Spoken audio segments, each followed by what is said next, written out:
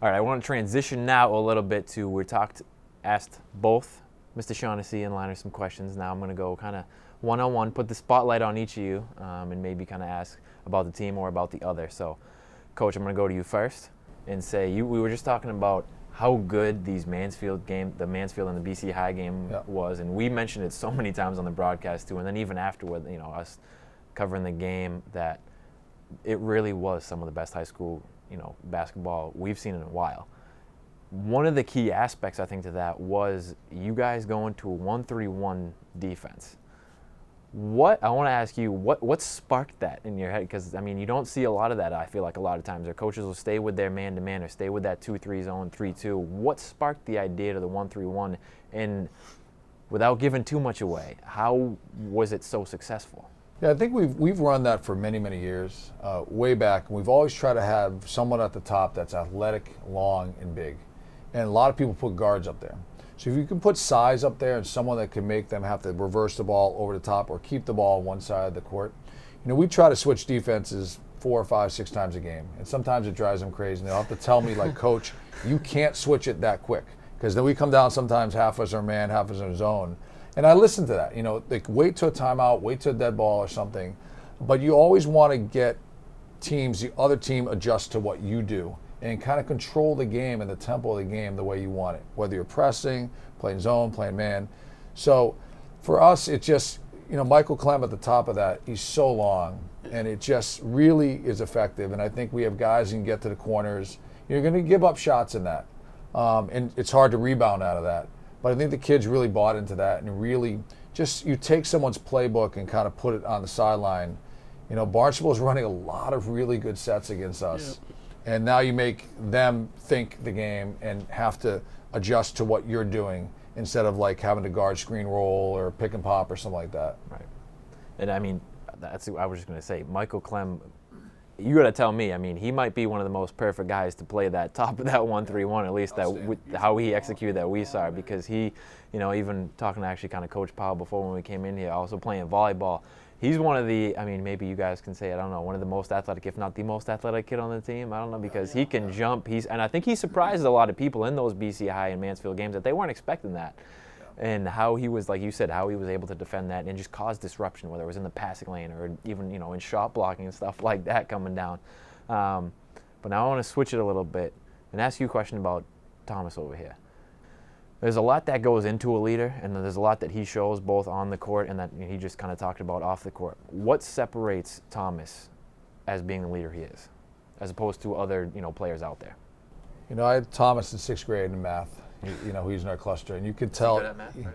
Very good. See, I was getting there. You could tell even back then he was comfortable being himself and comfortable being in a leadership role and comfortable with kids. Being a leader if it's going uptown or in math, and you could see it right away. And I think he just has the qualities that you just enjoy as a coach. You can't teach. We talk all the time. We text all the time. We talk all the time. We share goals all the time. But I'm just helping bring out something that he has inside of him. The things that you see Thomas do on the court, leadership-wise, or the emotion he plays with, sometimes a chip on his shoulder he plays with, those are all things that make Thomas. And so we always say, don't change those things that make you special. And I hope to just add to the things that make him special. And he was a great leader, and he leads by example. If we have practice at 9 o'clock, I mentioned this to someone the other day, Thomas is here at 8. And then when practice ends at 11, he's like, can I just get 15 more minutes of shooting in? And so there might be only 2 kids in the gym that notice that in January, but by February you have like 7 or 8 kids that are getting here early in the morning. And leading by example and be able to back up what you say and what you do with actions. And I think that's another great leadership quality that he has. The improvement I think that you guys showed throughout the season, and especially in the tournament, at least that, again, we saw, was there was a lot that maybe I think a lot of people didn't anticipate, whether it was Will Cooper going out there and putting up a double-double, or whether it was back-to-back games, just going on the rebound against guys a lot taller than him. Or again, we already mentioned Mike Clem or Matt Shaker going out there. Everybody knows he's already going to take a lot of charges, put up a lot of threes. or Brandon Monheimer. I think, you know what I mean? People know that he is good, but coming up, he seemed to, when you guys needed a clutch shot, I think it was, especially was at BC High, he had a clutch three that, you found him in the corner, Thomas. There was a lot of different plays that you guys had, or Matt McKay, again, same thing, coming up with a big rebound or a big pass, big block, anything. I was going to say, is there one player that you can point out that kind of, I don't want to say, most improved or anything like that, but that sparked your guys' run? Because it seemed like every single person had a hand in it and improved some way, whether it was you know what I mean, Thomas becoming more of kind of a facilitator, or again, Will stepping up with his rebound. There was a lot out there that you can choose from. But in our system, I think it's great that kids know that they're able to go from, like Will Cooper, go from like the 9th or 10th man to a starter. And I think knowing that that's you're able to do that is really, really important. And so I look at like Shaker, great shooter, stepping up at the right time to take shots and being confident to take shots. And I think everyone on that team had their moment during the year, whether it was at the Garden or a regular season game or the playoffs. And I think it's important that the kids realize that there is a place for you on this team to perform in practice. There's a place for you to perform in games. And when those two things can come together, it's really special. So I would say, every kid had their time to shine, and they shined at the right moment in those tight games. Like, you need someone, because there's so much attention on Thomas. I think he even from the Wellesley game, saw when someone's going to focus their attention on you, there is going to be other kids open, and those kids, you need to hit those shots. You need to make those plays. So I think kids showed all year long, buying into our system, the way we teach things, and just performing. And they hit big shots, big steals, man. big rebounds, and at the right time. A lot of big moments that you can choose from in there. Thomas, now I want to kind of transition over to you. I don't think I'm going to go out on a limb here. Coach, I think you might agree with me, but tell me if I'm wrong, that when the game gets going and there's more emotion coming into the game and both crowds start to go back and forth at each other, that you kind of like that a little bit and it gets you going a little bit and you thrive off of it. What in that moment, what makes you go like that, and what do you enjoy about that? Well, just in general, I'm a super emotional player, so I'm very passionate about the game. I just love everything about it, and so hearing crowds going at me, yelling some stuff, going back at our crowd, saying stuff about Needham, that kind of stuff, I just build off that stuff. I love the energy. Again, we were talking about going back to the Garden, how we couldn't play at the Garden. I didn't even mind playing in a smaller gym just because I love the high school atmosphere. I just love being in a place where it's really personal, and the energy in the way that I can feed off of it and build off of it is just. I think I lead by example for the rest of the team. I think that they see my energy, they build off of it too. I think my overall, personality on the basketball court is just loud, emotional, and I think I do my best to make sure that once you play me, you don't want to play me again. I don't really care if my team or if my opponent doesn't like me, because I'm just doing my thing out there trying to get the win. So. A lot of times that leads a super emotional game, and I love that. Well, you do. And I gotta say, you got a lot of fans. Obviously in Needham, but in myself and a lot of these guys that call this game, because I think in sports in general, I think you gotta be, you gotta have that passion and you gotta have that emotion. You gotta play with a chip, and if you don't, I don't want to say there's a problem, but you know what I mean. You wonder, okay, about this person's competitiveness, and I don't think there's any question of that. Anybody can doubt your competitiveness. If you're having a bad game or a good game, you know what I mean, you're still going to go at it. And nothing's going to stop you. Try to be consistent. And then now I want to ask you, okay, about this tournament. A lot of people, too, out there might have known you as, okay, Thomas, he can get his buckets, he can get a lot for his team when he needs to.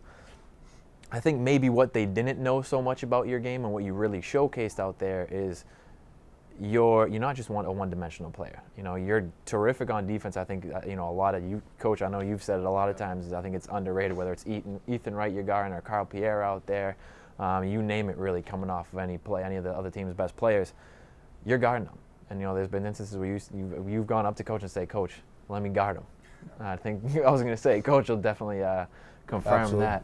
But what is it, or what brought out that that game in you that you showed, hey, I'm more of just a scorer? Because there were a lot of games you had 20-plus points and 6 or 7 assists and 4 steals, you know what I mean?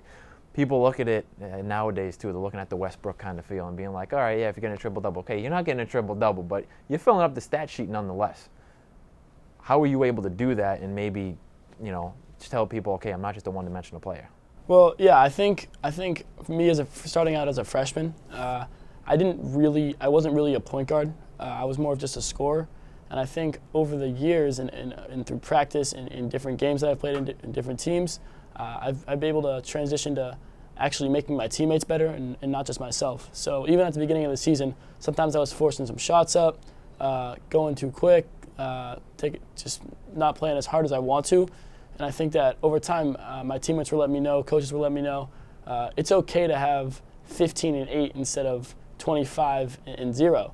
And I think I found a nice balance between that closer to the middle end of the season. And I think it brought out the best in everyone when I was dishing the ball, getting in, dishing the ball, even trying to get some rebounds. My teammates trusted me more, I trusted them more, and I think we built off that.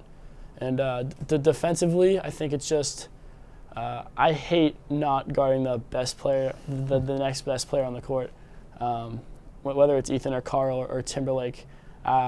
If I'm not in foul trouble, which sometimes I am, and I don't like that, and he's got to tell me I can't do it. But when I'm not in foul trouble, it's just this thing this chip that I have that I just got to do it, and I do my best, and hopefully I'll get the best of some of those guys that night. So.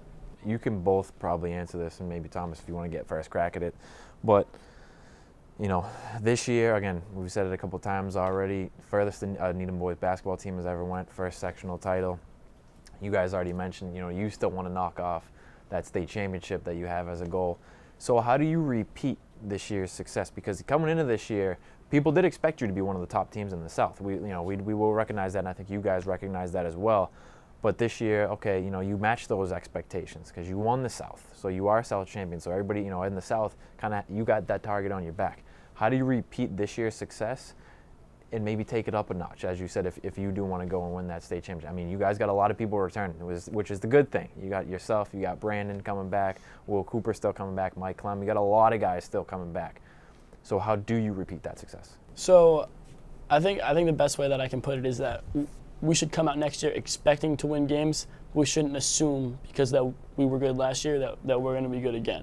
So I think we should expect to be the team that we know that we can be, defensive-minded, loud, emotional, and we play together. And I think we should expect that we're going to go out and do the things that make us great. But at the same time, I think we can't go out overconfident and just assume that we're just going to walk over teams because we had a good season last year. And I think there's a thin line between expecting and assuming. I think that if we work hard, play our game, that we can get the job done and do what we have to do. Halftime, the Mansfield game, we're down 1, and I remember saying to all our players and coaches, I can't guarantee we'll ever be here again. In this moment, in this game, in this high-state game, ever again. I can't promise you that. But I can promise you if you work, that was not our best. That first half was not our best, and we played our best in the second half. I think the same thing true for next year. As a coach, you got to put all the pieces of the puzzle together. And a lot of that is chemistry and working with, who plays what position and all these guys have, somewhat egos. They're very easy to coach, but they also they have their own goals and their own, accomplishments that they want to accomplish as an individual and as a team. And putting all those pieces together is a challenge. But I think with all that we have coming back, they have experience of playing a game like this, an environment like this, and playing a schedule. We like to play in Comcast again. We like to go back to guard again, pick up, a couple other really tough non-league games, and play a really competitive schedule that's going to prepare us for, a playoff run again. And I think they're hungrier now than they were a year ago, knowing what it takes to get to that moment. And 55-45 in the Cambridge game, that makes you work really hard in the summer. So I know the time that I want to put into next season, and I know, when you're 5 points away, it makes you even hungrier to take those extra shots and, do all the fundamental drills you need to do in the off season to get better. And I think Thomas, like I said, is a great leader. He plays high level AU. rallies the kids, from Summer League. If you see Thomas play or our team play, in the Newton Summer League, the kids are playing just as hard there as they would on a Tuesday or Friday night here. And getting those kids together and doing some stuff together in the off season, in Summer League, and just try to put those pieces together where each piece fits is important. All right, well, I think that does it all. So, Coach Liner, Thomas Shaughnessy, thanks so much. Again, D1 South Sectional Champions. You still got that for another year, so Yes. hold on to it. And next year, maybe, hopefully, we can be back here with a bigger and better trophy, maybe, huh? All right. Absolutely. Thank you. All Thank right. you. Thank you.